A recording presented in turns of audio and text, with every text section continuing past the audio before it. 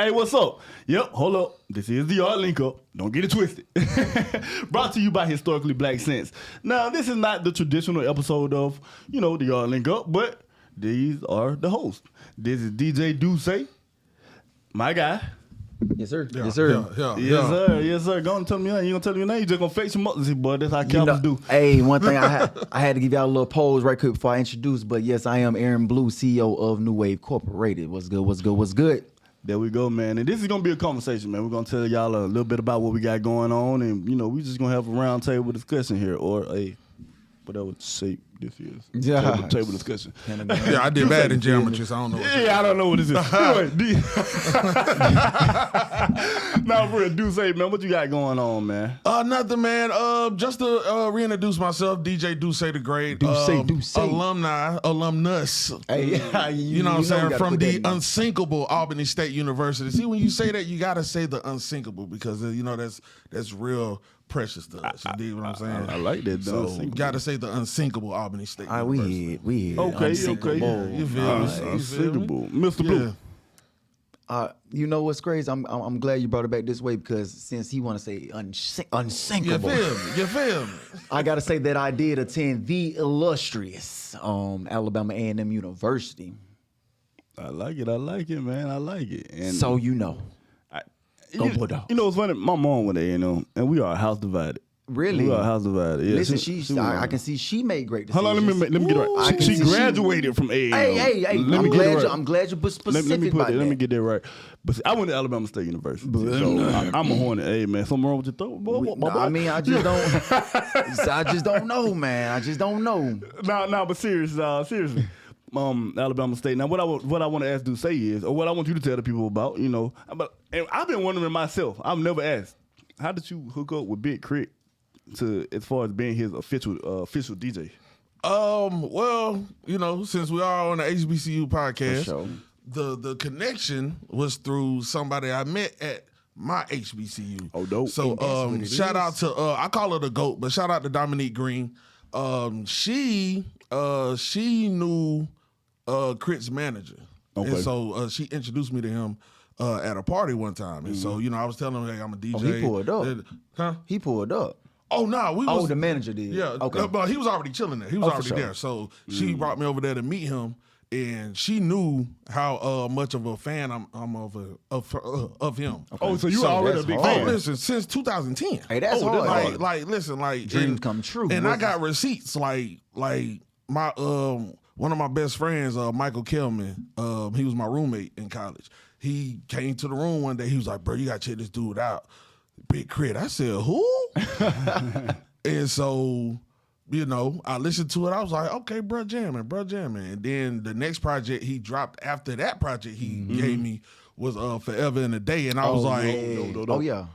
I was like, this dude is so dope. Oh, yeah. And so over the years, I've been advocating like, bro, this man is the truth. Like, he's one of them ones in hip hop that he don't get his just due. You know what I'm saying? He real talented, real dope. Okay. He produces all his own music, and you know what I'm saying?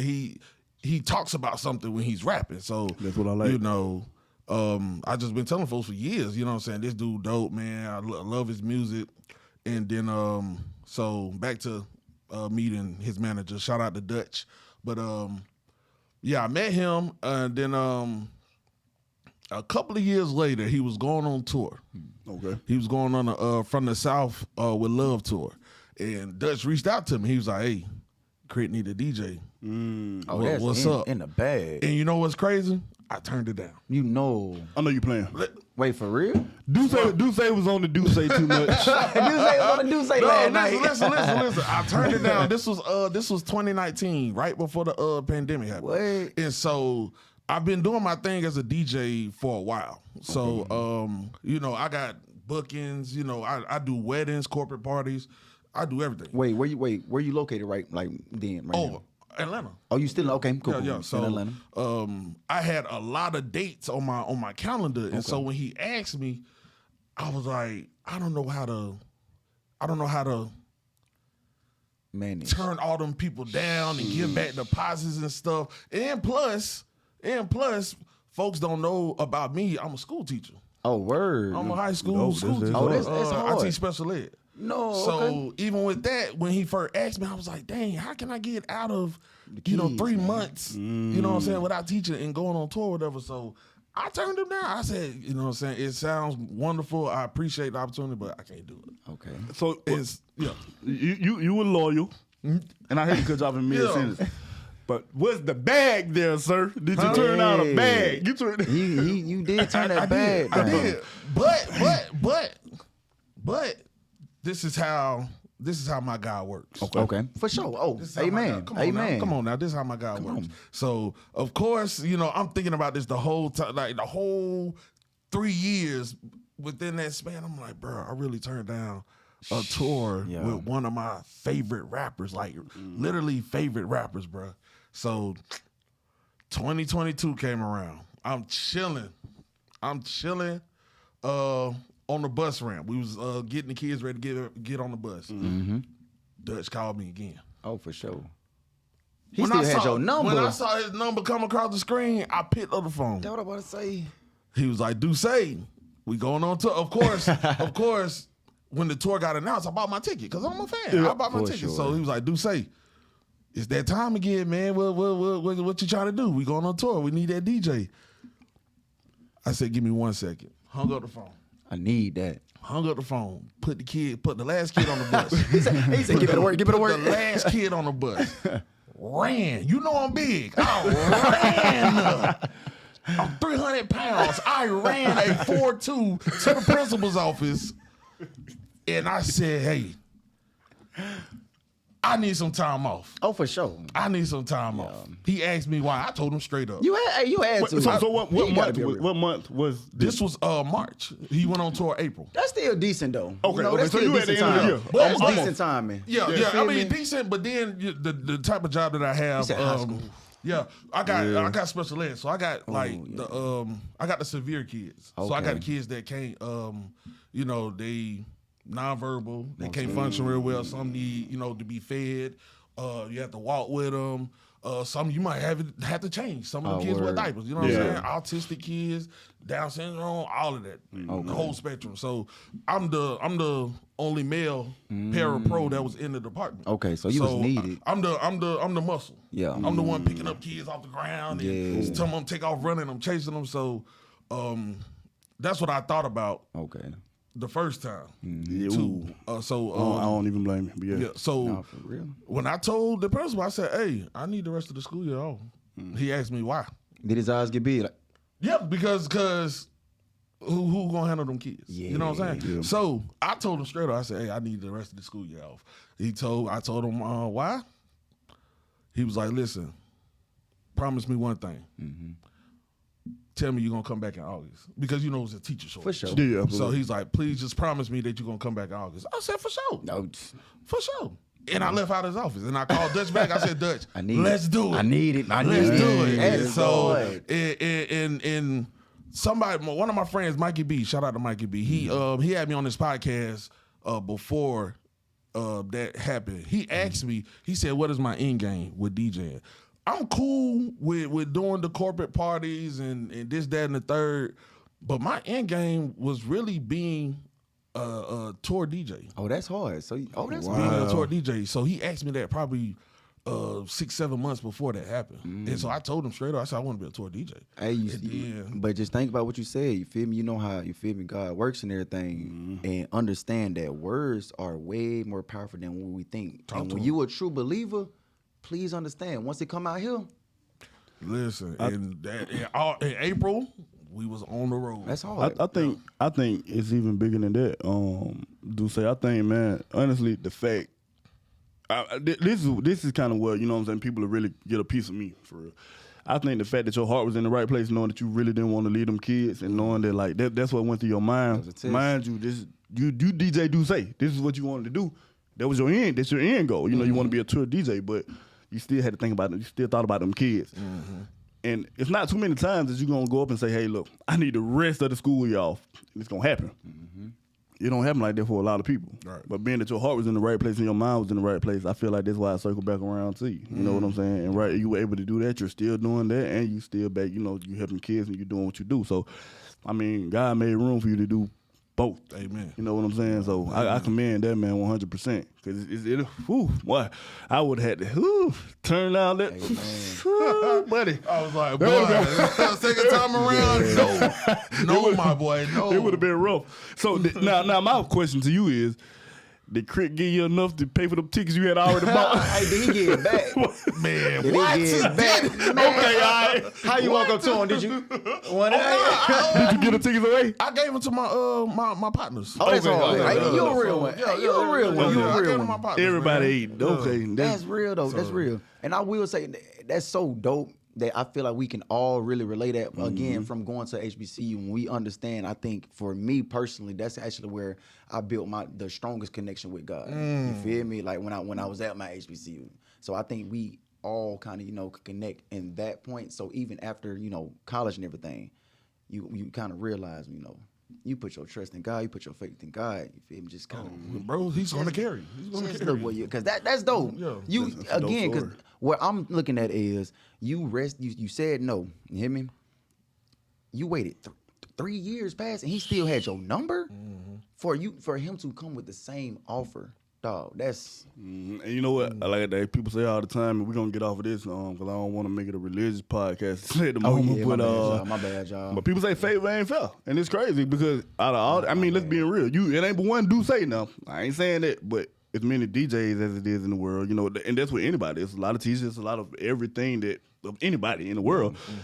And he probably could have reached out to anybody, but he still had your number. You feel me? Because of that connection. So I think that's dope. Now, what I do want to ask you is, who was the first big artist in your eyes that you DJ'd for? That you was like, dang, like I'm here. maybe kind of a surreal moment. Yeah. Well, not DJ. The first artist that I DJ'd for, because she wasn't performing. It was Tiny. Oh, that's Okay. T.I.'s wife. So she That's hard. shout out to Tamara because she hooked that up. That's her niece. But, Okay. Tiny had a community service event Okay. that she used to do around Christmas time, and so I did that, and I did such a good job. I kept getting calls back from them. So That's hard. I ended up DJing Zanique's birthday party. I did 2 of them. Zanique cool too, man. Shout out to Zanique. I She very cool. did Major's birthday party. I even did Eris. I did her first birthday party and third birthday party. Oh, that's Oh, dope. wait, what? How old is she now? Wait, she She got to be. she that old? How old is she? About Well, she 6 gotta or be. 7? Oh, she probably like 7. Okay. Wow. She got to be, but yeah, Damn. she I just kept doing events for them. So That's pretty hard. Yeah, that's dope. Shout out to them, and then that led to me DJing for. Let's see, I DJed for Michael Montana one time, Jock. Shout out to Jock. That's my dog right there. Yeah, just to name a few. Okay, that's dope, man. That's dope. All right, dope. Well, Mr. Blue, Mr. Eron Blue, what's going on, brother? Hey, what's good? What's good? Now you got this A&M shirt on, and I really don't know how to approach. I wore it specifically. Gosh, I don't like that color. You know, the wore Alabama boys gonna specifically. go back and forth. You know what I'm saying? Nah, you know what? Specifically right here. We love it. Nah, shout out to A&M too, man. So, what you got going on, man? Like, tell the Man. people about your career path and just all that good So stuff. really, right now, I am actually at A&M right now, working as an admission recruiter right now. So, all y'all cousins, the seniors, y'all trying to get into college for free, not for free, get the application for free. Talk to All him. right, let's be specific. Let me know. It's actually a reason why I'm actually doing that, and I'm glad that I'm in the position because me, when I was at A&M, I ain't gonna lie to you, like, and I can say this now that I'm off camp, and in all humbleness, like, that hill was mine. Like, I was, and one thing that I will say, like, what helped me kind of own the hill was not only was I cool with the student body, the faculty and staff was also like my DOGG. You feel me? Important. The security guards on campus, the janitors on campus, the teachers, the advisors. That's where the pool starts at. You People hear don't me? understand it. Like, I'm bringing them what you need. Roses on Valentine's Day to the the women and everything. Just that southern hospitality, and that actually led me to again my position, but my position kind of lead me to influence students to just give back more. But little of that. I also have my clothing brand, which is actually my main job. New Wave, man. Let me tell you. New Wave, okay. Thank you, A&M University. All right, thank you so much. because what a lot of people don't know, I'm from Montgomery, Alabama. But when I was in Montgomery, I actually, I started my brand out then. Okay. But what's crazy is, nobody really, friends, family, nobody really bought my stuff in Montgomery. My first day, move in at A&M, my freshman, I'll never forget. Literally, I had all my merchandise in the car and everything. Before I can even get my pillow, my bed spread out for my bed, I got people blowing my phone up. Hey, Blue, where you at? I need a shirt. Hey, Blue, where you at? I need a shirt. Sold out. Wait, so did you give somebody a shirt first and... Nah, so that's actually great. So, coming in, you got your group chats and everything. That with. Absolutely. I'm promoting the group chat, but mind you, I'm cool. Like, I ain't like I'm just going in there, hey, bye. Me just being a genuine cool person, you feel me? They gonna, just be that support. So, that's how they knew me, from the group chat. So, kids and everything, don't be afraid to, just get out and be social. Be social, please. So that's actually kind of what helped me out, with selling that first day. Once I sold out that first shipment. Literally, y'all, like that next month, the whole campus wearing nothing but New Wave. Like I seen nothing but New Wave. So, what inspired you to even start that particular line? So back in high school, I've always been just this, just had a big personality. I've always been just outgoing person, literally since 7th grade favorite, 8th grade favorite, all the way up to, senior year. So I've always been, cool with a lot of people. But for some reason, back in the day, this was 2K15. I know them boys, they was already in the college there. I was in high school. But 2K15, I bust out, just wearing the windbreakers. Back when nobody was wearing windbreakers. Okay. Man, that next following week, everybody started wearing windbreakers. But think about it. You can't just be like, hey, bro, you wearing windbreakers because of me. So it was like that whole... But though. Hey, you know who the first person to put that thing on. So I ain't tripping about it. I was already doing graphic design, you feel me? So back at my high school, you had to have a magnet. It was a magnet school. My magnet was graphic design, advertising design. So I already knew how to, put everything together. One day in class, I'm like, I want a clothing brand. I have a lot of influence out here to make some money to it. Absolutely. I was selling candy back in middle school. Come on, hustle. Always had that mindset. So I just put, I put a name on a t-shirt, on a template t-shirt. I made this dope little t-shirt too. Just put a name on it. Because at the time I was saying, hey bro, you the new wave. Hey my boy, you the new wave. It was just my lingo. Okay. So I needed a placeholder. My teacher come behind me. He like, new wave. I like that. Woo. So after that, ran with it, and it just kept on growing on from there. So that's really kind of how it started, and everything. Right then and there, just back in high school. Wait, so how many years in are you right now? Back in 2017, 17, how many this is? About 7 now? 7, 8 years and everything? Yeah. So is there anyone that may, that you want to get your merch to that you haven't gotten into yet? Or if there's anybody you're like, man, I really want to get something to this person. Most definitely. What's crazy is, so if you haven't already gotten to that particular person. So what's funny is, even though I have a clothing brand, my brand is bigger than the clothes. So it's a New Wave is a world-changing lifestyle. Gotcha. In order to change the world, you have to change yourself. That's true. You feel me? You have to be the new wave within yourself. So that's why I kind of formed this. Again, I am who I am, you feel me? Because that's who God made me to be, and that's what I'm going to do. So that's what I want to influence out here, again, to everyone. So when you ask, who do I really want to get it on? I mean, I want to get it on everybody. Gotcha. But if it doesn't, I mean, it's okay because, again, I'm still going to touch those M's. I'm still going to be in the place that, God want me to be. And again, not to trying to bring it in religion. The reason why I'm always promote God and everything, because again, I would not be sitting right here in front of y'all if it wasn't for him. You feel me? So keep it 100. I'm always giving, glory to him. So yeah. Hey, this dope, man. That's dope. Y'all got some interesting career paths and now I really like hearing about like how people got started. Yeah. And I guess if it's not how you got started, it's like the influence, like those pivotal moments. Yeah. I'm gonna say influential. I'm gonna say those pivotal moments. You know what I'm saying? But that's cool. But that's cool and all. But Mr. Actor, come on now. I heard you do something. You beat me to the punch. You see what I'm saying? He tried that with us over here. He tried to interview us. What about you? What's up? I was finna get him. I mean, I you know what's funny, man? When I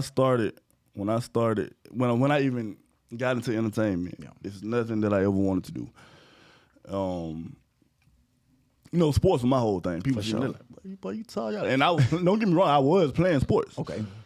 But like one of my mom's friend, I call her Auntie Michelle, but one of my moms, she was my mom's coworker at the time. Okay. And she was like she talking about prom pictures. Have you ever tried to model? My mama told me that. I was like, no, I ain't finna model. What are you talking about? I'm finna model.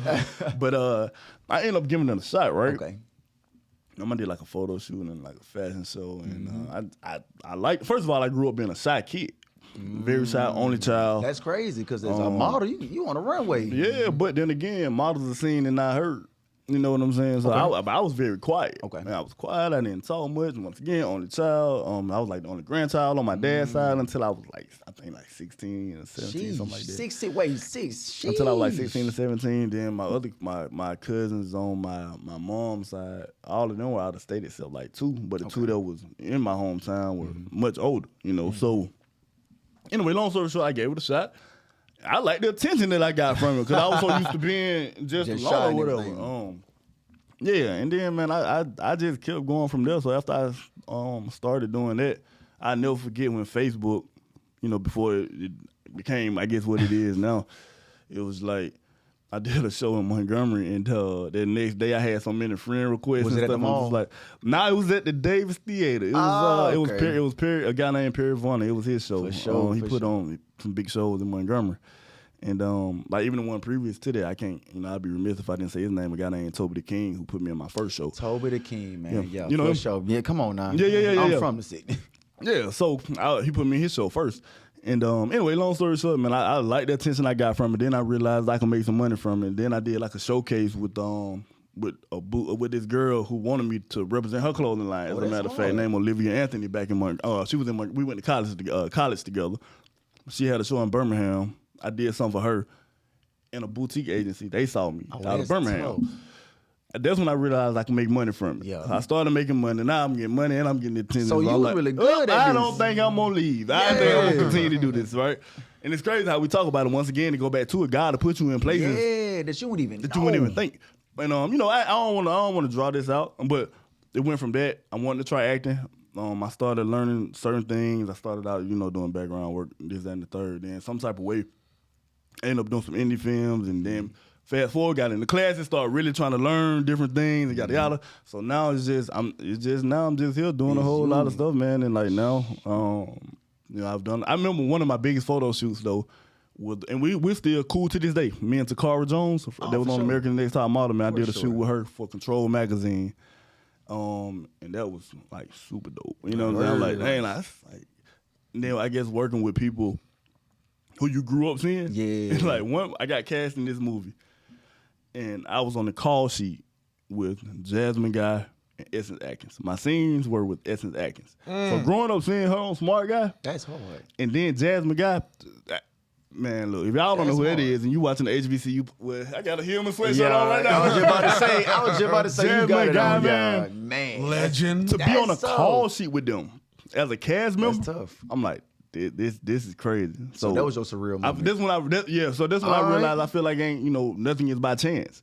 I'm like, it gotta be kind of destined for you. So now even doing Country Wayne stuff, which is crazy right now. Country Wayne going crazy. He going tough right now. He's going tough, man. So yeah, it was one of them things. I just kept going, but there's a lot of blessings, man. So that was just a little bit about what I got really going on. So yeah. So really, let me ask though, because we all kind of explain where we at right now in life and everything. But let me ask, is it something that you can say that your HBCU kind of embedded in you, that kind of put you in the position that you're in right now? It taught me to network with everybody. I can't. That might be the good one. Definitely. That might be the best one, though. I can't sit, and by me being that quiet kid still, that I'm not. Okay, so I was shy and I was very quiet. But when I got to Alabama State, that's when I broke out of my shell. Because I'm like, it's too many people around here for me not to talk to. So now, it's like I ain't gonna sit there and talk your ear off. For sure. But it's so, and I still feel people out before I say something to them. Yeah. But it's hard for me to sit by anybody for a long, extensive amount of time. I don't care if I'm in the the bus station, the grocery store, without saying something. You know what I'm saying? Right. That's crazy. Yeah, because you never know who you're talking to. You never know who you're around. You never know who you can help yourself. So, yeah, that's what it taught me to network with everybody. Same thing. Networking, and also I would say confidence to perform in your field, because sure. I'm not even gonna lie. The people that I met at Albany State, they the best. And it was because of them that was in the beginning and still now booking me for this stuff. And so as they're booking me, I'm getting to showcase my skills. And so as I'm showcasing my skills, everybody else that's at the event is seeing you. He's dope. Word of mouth. He's dope. Word of mouth. And so they definitely gave me the confidence to be able to do what I'm doing right now. So. No, for sure. And before I get mine, I actually want y'all to kind of elaborate on the networking, because I think right now people think that when we say networking, we mean business, suit, tire, hello, I am. Nah. You know it at all. Like, how do y'all mean, when y'all say networking with anybody? Man, you know what's funny? Even in, like I say, even in college, it's about, I will say this, it's about how you present yourself. It's about how you present yourself to others, how you carry yourself, and how you talk to people. Because even with Adrena, the producer over this whole historically black sense platform, like, I met her when I was in college at Alabama State. She was at Tuskegee though. Yeah. So had I been this wild, weird dude and not, you know what I'm saying, not carrying myself in the right manner, speaking to her in a certain manner. I don't remember exactly when we interacted, but she reached out to me about it. And this was years and years ago. Yeah. So I've been a part of the platform ever since. So it's the networking is just, I feel like it's more so about how you present yourself and keeping in contact with a person. Every time you see a person, hey, how you doing? Yada yada, this and the third. So yeah. And that's actually dope. My bad. Go ahead. Oh no, I was just gonna say actually doing the work. True. Because it's one thing to say, hey, I'm a DJ. I just want to, shadow you this, that, and the third, or you know what I'm saying? Mm-hmm. But actually doing the work, like, you know what I'm saying? I've networked like crazy since I graduated, and meeting these people, like when I moved back to Atlanta, meeting all these people, it was cool, but you got to put in the work to show these folks. Because you know what I'm saying. Some folks they just gonna think you leeching on. You know what I'm saying. But if I'm showing you, hey, I'm serious about what I'm coming to you about. Then that's gonna make that person want to help you even more. And perfecting that craft, and it's helping you perfect your craft too. So you just never know. Yeah. No, for sure. But no, go ahead, bro. No, I was gonna say mine. So what I would think what it embedded in me is actually being someone that I believed in. And I know that sounds very cliche, but what I'm gonna break it down. You preaching. What I'm saying is, again, coming in as a freshman, you coming in as fresh meat, like it, you don't know what direction to really go into. So at that particular point in my freshman year, I think what I told myself was, Aaron, like, who do you want to be? Mm-hmm. Like, who do you want? Like, where do you want your legacy to be? And that, I promise you, that particular person, that's who I became, literally from that day forward. So when it came down to, again, stepping outside your comfort zone, being on the quad, on the block, everybody crowd, I'm going to be the one in the middle of the crowd. I'm the one that's going to be the center of attention. I'm the one, absolutely. Just believing in that person, And again, look what it created, Look how, kind of created, doors open and everything. So I applaud, the version of me that actually believed in who I was, So yeah. Well, that's dope, man. Well, fellas, I appreciate y'all input on this segment that we have. Yeah, for sure. But yeah, anyway, this has been a small conversation in a non-traditional the Yard Linkup conversation, I guess you want to say. But anyway, it has been presented by Historically Black Sense, and we will see y'all next time on the next episode. You dig?